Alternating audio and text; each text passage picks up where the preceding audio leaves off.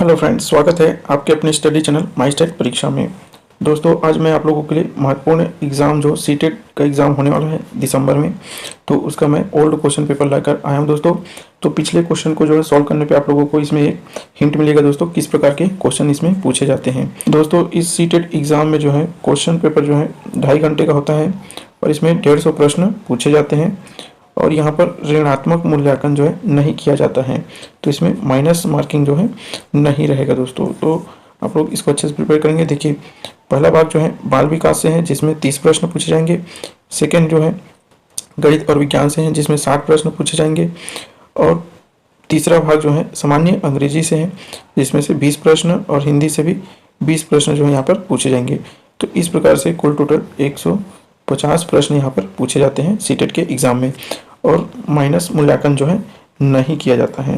तो आप लोग इसको अच्छे से प्रिपेयर करेंगे। चलिए देखते हैं क्वेश्चन। प्रथम भाग जो है यहाँ पर फर्स्ट पार्ट में जो है बाल विकास एवं शिक्षा शास्त्र से प्रश्न बनते हैं। क्वेश्चन फर्स्ट यहाँ पर पूछा गया था, महारत हासिल करने के लक्ष्य निर्धारित करने से छात्र की अभिप्रेरणा और योग्यता के बारे में विचार कैसे प्रभावित होते हैं। तो ऑप्शन यहाँ पर दिया है दोस्तों, यहाँ पर कौन सा सही होगा। तो यहाँ पर ऑप्शन नंबर 3 जो है करेक्ट होगा। यह अक्सर योग्यता के वृद्धिशील दृष्टिकोण में बढ़ी हुई आंतरिक अभिप्रेरणा और विश्वास को दर्शाता है। यही करेक्ट आंसर बनेगा। देखते हैं अगला प्रश्न। दूसरा प्रश्न है, इंक्लूसिव क्लासरूम कैसा होता है, समावेशी कक्षा किस प्रकार का होता है, फर्स्ट, सेकेंड, थर्ड और फोर्थ, इसमें से कौन सा ऑप्शन करेक्ट होगा बताना है हमें। तो इसका आंसर दोस्तों ऑप्शन नंबर फर्स्ट जो है करेक्ट होगा। बच्चों के बीच हर तरह की विभिन्नता को दूर करने का लक्ष्य रखती है, यही ऑप्शन करेक्ट बनेगा। देखते हैं अगला प्रश्न। क्वेश्चन नंबर 3 देखते हैं, पियाजे और वाइगोत्स्की के सिद्धांतों में एक प्रमुख समानता क्या है। तो ऑप्शन दिया यहाँ पर, कौन सा आंसर यहाँ पर सही होगा। तो इसका आंसर दोस्तों ऑप्शन नंबर 4 जो है करेक्ट होगा। बच्चों की स्वयं की शिक्षा में संलग्नता और जुड़ाव, इन दोनों विचारधारा जो है इनके समान होंगे, इसके लिए ऑप्शन नंबर 4 जो है यहाँ पर करेक्ट उत्तर बनेगा। देखते हैं अगला प्रश्न। क्वेश्चन नंबर 4 देखते हैं, अभिकथन और कारण दिया है, किशोरावस्था के दौरान जेंडर अपेक्षाओं के अनुरूप स्त्रीत्व या पुरुषत्व की परंपराओं का पालन करने के लिए दबाव बढ़ जाता है। कारण कहता है कि जेंडर और जेंडर भूमिकाएं जैविक रूप से निर्धारित की जाती हैं। तो इसका आंसर हमें बताना है। इसका आंसर है ऑप्शन नंबर 2 जो है करेक्ट होगा।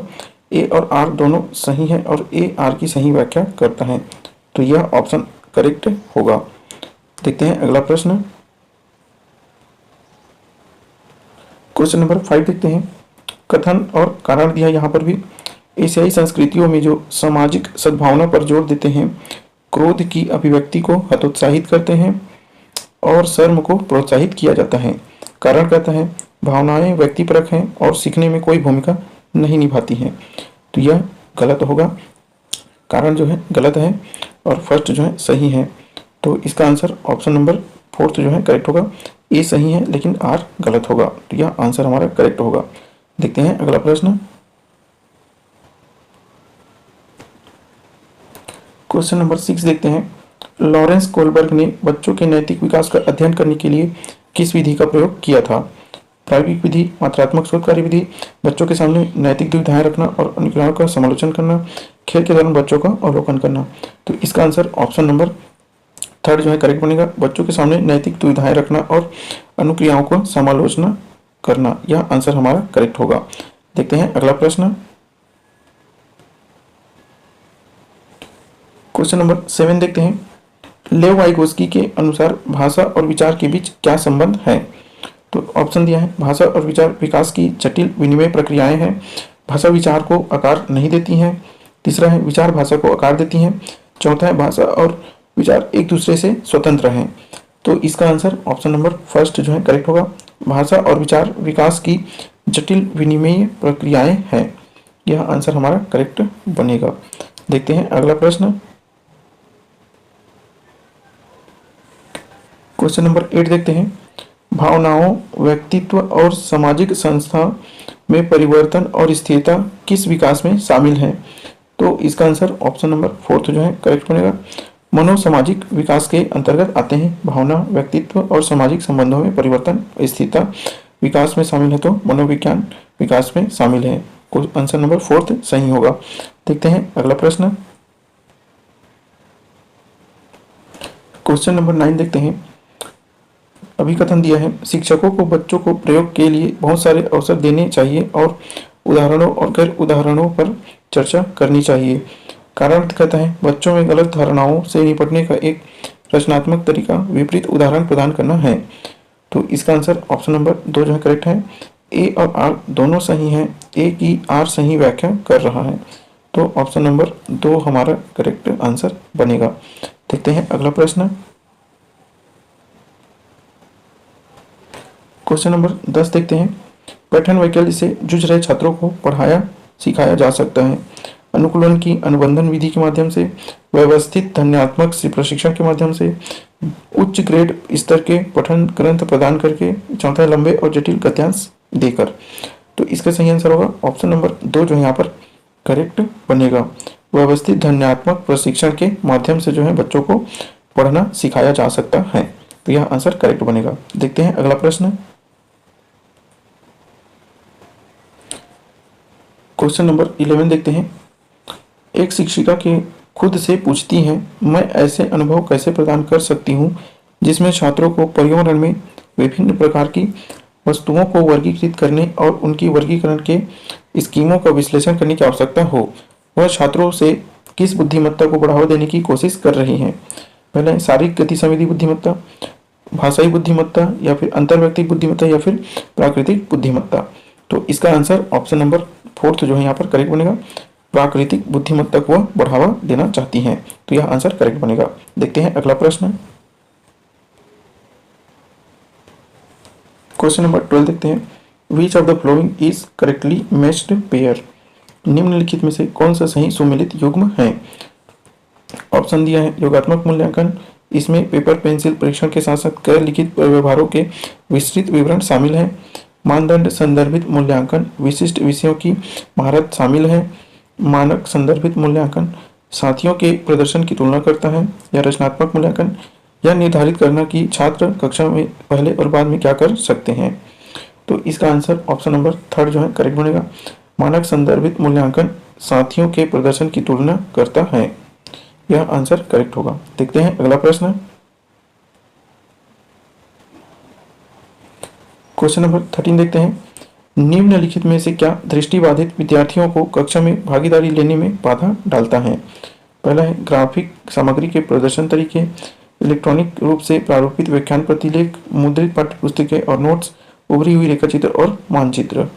तो इसका आंसर ऑप्शन 2 जो है यहाँ पर करेक्ट बनेगा। इलेक्ट्रॉनिक रूप से प्रतिरूप व्याख्यान प्रतिलेख जो है दृष्टिबाधित विद्यार्थियों को भागीदारी लेने से बाधा डालेगा। बाकी ये तीनों जो है करेक्ट बनेंगे, तो यह आंसर हमारा करेक्ट होगा। नहीं पूछा था तो ये आएगा। देखते हैं अगला प्रश्न। क्वेश्चन 14 देखते हैं। निम्न में से कौन सा प्रश्न विश्लेषणात्मक चिंतन को बढ़ावा देता है? पहले, भारत में जनसंख्या वृद्धि के विभिन्न कारण हैं। भारत की राजधानी खालिस्तान है। भारत में कितने राज्य हैं? भारत की कुल जनसंख्या कितनी है? तो इसका आंसर ऑप्शन नंबर 2 जो है करेक्ट होगा। भारत की फर्स्ट जो है करेक्ट होगा। भारत में जनसंख्या वृद्धि के विभिन्न कारण क्या क्या हैं? यह ऑप्शन जो है विश्लेषणात्मक चिंतन को बढ़ावा देगी। देखते हैं अगला प्रश्न। क्वेश्चन नंबर 15 देखते हैं। संवेदनशील अवधि वह समय अवधि होती है जिसके दौरान कुछ विशेष रूप से सामान्य विकास के लिए महत्वपूर्ण होती हैं। वंशानुगुणित कारक, सेकेंड है उत्पत्ति मूलक कारक, थर्ड है मानव जाति कारक और चौथा है पर्यावरणीय कारक। तो इसका आंसर होगा ऑप्शन 4 जो है करेक्ट बनेगा। पर्यावरणीय कारक जो है इसका सही आंसर होगा। देखते हैं अगला प्रश्न। क्वेश्चन नंबर 16 देखते हैं। यहाँ पर अभिकथन दिया है, शिक्षकों को विद्यार्थियों के बीच व्यक्तिगत विभिन्नताओं का सम्मान करना चाहिए और सभी शिक्षार्थियों की आवश्यकताओं के अनुसार अपने शिक्षक को समायोजित करना चाहिए। कारण कहता है, शिक्षकों को विविध पृष्ठभूमि के शिक्षार्थियों को पढ़ाते समय उनके बीच सहयोग, समूह कार्य और बातचीत से बचना चाहिए। तो यह गलत बोल रहे हैं कारण, और यह जो है सही है। तो इसका आंसर ऑप्शन नंबर 4 जो है करेक्ट बनेगा। यहाँ पर ए सही है लेकिन आर गलत है, यह ऑप्शन करेक्ट होगा। देखते हैं अगला प्रश्न।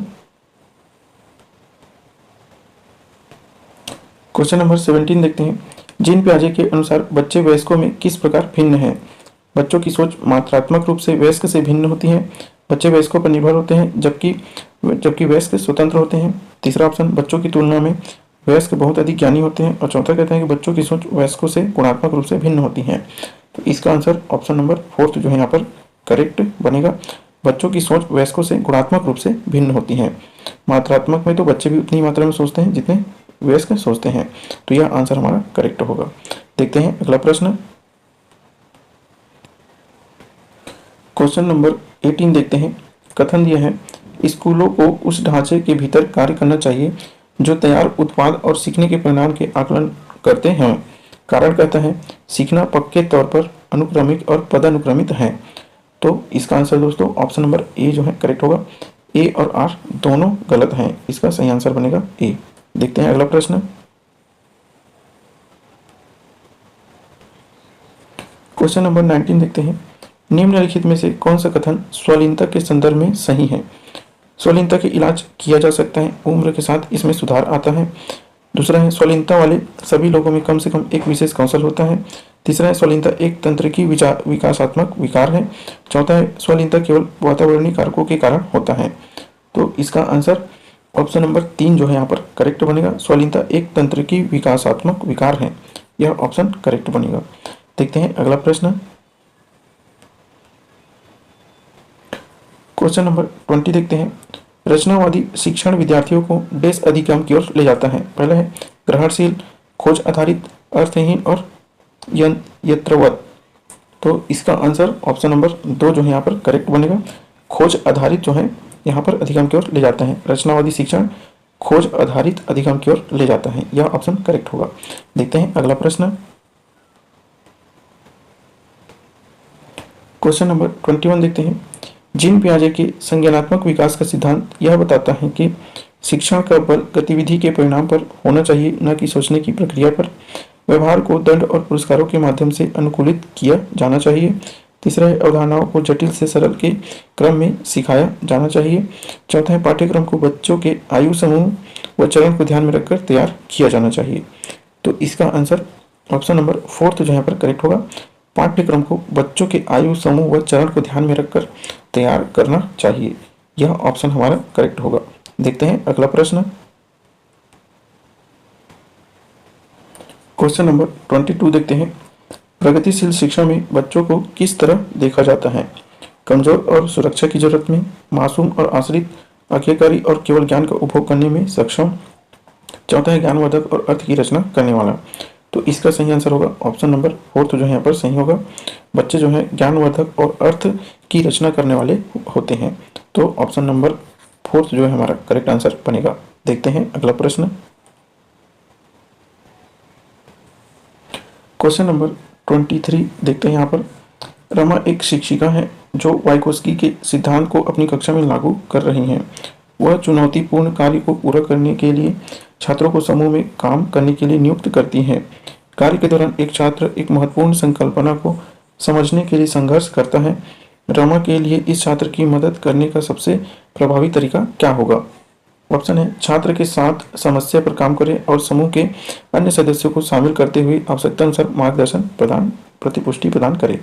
दूसरा है, छात्रों को समस्या का उत्तर प्रदान करें ताकि समूह आगे बढ़ सके। तीसरा है, छात्रों को समस्या को स्वयं हल करने का प्रयास करने के लिए प्रोत्साहित करें। चौथा है, छात्र को एक अलग कार्य सौंपे जो उसकी योग्यता के अनुकूल हो। तो इसका करेक्ट आंसर ऑप्शन नंबर 1 जो है बनेगा। छात्रों के साथ समस्या पर काम करें और समूह के अन्य सदस्यों को शामिल करते हुए आवश्यकता अनुसार मार्गदर्शन और प्रतिपुष्टि प्रदान करें।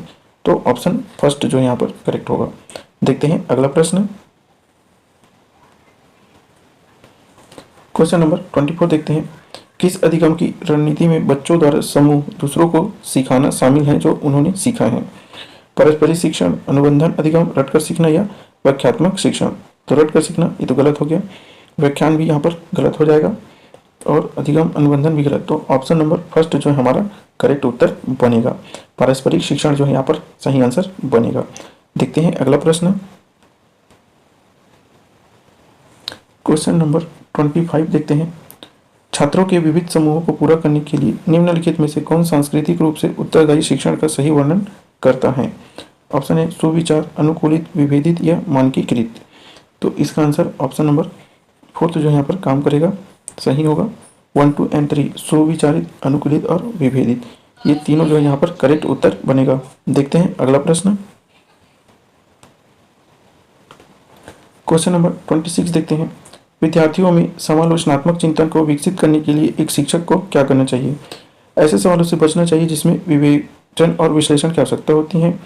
केवल ऐसे ही सवाल पूछने चाहिए जिनका एक ही उत्तर हो। तीसरा कहता है विद्यार्थियों को उसके संदेह और सवाल पूछने के लिए हतोत्साहित करना चाहिए। चौथा कहता है ऐसे सवालों के देने चाहिए जिनमें निष्कर्ष और व्याख्याएं शामिल होते हैं। तो इसका करेक्ट आंसर ऑप्शन नंबर 4 बनेगा। ऐसे सवाल देने चाहिए जिसमें निष्कर्ष और व्याख्याएं शामिल होती हैं। तो ऑप्शन नंबर 4 जो यहाँ पर करेक्ट आंसर बनेगा। देखते हैं अगला प्रश्न, क्वेश्चन नंबर 27 देखते हैं। आप एक शिक्षक हैं जो अपने छात्रों को परासंज्ञात्मक कौशल विकसित करने में मदद करना चाहते हैं। निम्नलिखित में से कौन सी रणनीति इस प्रकार के चिंतन को बढ़ावा देने की सबसे अधिक संभावना है? ऑप्शन ए गृहकार्य सौंपने जिसके लिए याद रखने और याद करने की आवश्यकता होती है। छात्रों को उनके प्रदर्शन पर गुणात्मक प्रतिपुष्टि के बजाय अंक देना। चौथा, छात्रों को अपने स्वयं के सीखने और सोचने की प्रक्रिया पर विचार करने के लिए प्रोत्साहित करना। चौथा है विद्यार्थियों को सत्रीय कार्य के लिए सारांशित नोट्स प्रदान करना। तो इसका सही आंसर दोस्तों ऑप्शन नंबर 3 जो है करेक्ट होगा। छात्रों को अपने स्वयं के सीखने और सोचने की प्रक्रिया पर विचार करने के लिए प्रोत्साहित करना चाहिए। तो ऑप्शन नंबर 3 हमारा करेक्ट उत्तर बनेगा। देखते हैं अगला प्रश्न, क्वेश्चन नंबर 28 देखते हैं। छात्रों के लिए कक्षा में प्रतिक्रिया सबसे अधिक प्रभावी होती है जब यह वर्ष के अंत में परीक्षण और परीक्षा पर केंद्रित हो। दूसरा कहता है यह छात्रों को तुलनात्मक श्रेणी प्रदान करता हो। तीसरा कहता है यह सीखने की गतिविधि के दौरान और पश्चात भी होता है। चौथा कहता है यह इस बात पर ध्यान केंद्रित करता है कि बच्चा क्या नहीं कर सकता बजाय इसके कि वह क्या कर सकता है। तो इसका सही आंसर दोस्तों ऑप्शन नंबर 3 जो है यहाँ पर करेक्ट बनेगा। यह सीखने की गतिविधि के दौरान और पश्चात भी हो सकता है। तो ऑप्शन नंबर 3 जो यहाँ पर करेक्ट आंसर बनेगा। देखते हैं अगला प्रश्न,